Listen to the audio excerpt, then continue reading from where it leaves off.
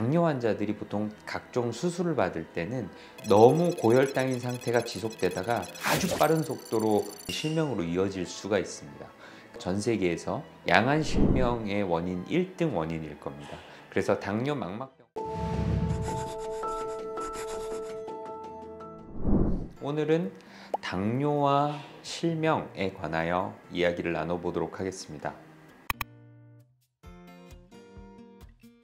사실 당뇨의 3대 합병증이라고 보통 얘기를 하면 당뇨 신장병증, 그 다음에 또 당뇨 신경병증, 세 번째가 당뇨 망막병증이라고 해서 당뇨 이완 기간이 길거나 당뇨 조절이 잘 안 되는 경우 망막의 어떤 허혈성 혹은 염증성 산화 스트레스 등에 의해서 망막에 신생혈관이 발생하고 그로 인한 여러 부작용이 발생되는 당뇨 망막병증이 굉장히 잘 알려져 있고요. 당뇨 망막병증은 전 세계에서 양한 실명의 원인 1등 원인일 겁니다. 그래서 당뇨 망막병증이 조절이 잘 안 되거나 하는 경우에는 분명히 실명으로 이어질 수가 있습니다. 근데 그 외에도 사실은 많이 알려져 있지는 않지만 당뇨와 관련해서 우리가 당뇨 각막병증이라고 말하는 질환도 있고, 각막에 잦은 트러블, 이물감이 발생하기도 하고, 녹내장과는 다르지만 시신경이 망가지는 당뇨 시신경병증, 이런 질환들도 발생할 수 있습니다. 내가 당뇨병을 진단을 받았다 하면 본인이 눈 관리를 따로 할 만한 것들은 많지는 않습니다. 당뇨병을 내가 앓기 시작했고 약물을 사용하기 시작을 했다면 사실은 가장 좋은 눈 관리법은 정기적인 안과 방문입니다. 특히 당뇨 망막병증은 초기 단계에는 환자 본인은 자각 증상이 없기 때문에 초기 변화가 일어나고 있다는 것을 안과 의사가 꼭 찾아주고 정확하게 확인해 줄 필요가 있기 때문에 주기적인 안과 방문, 그게 당뇨에 의한 눈 관리하는 A to G라고 생각하셔도 좋을 것 같습니다.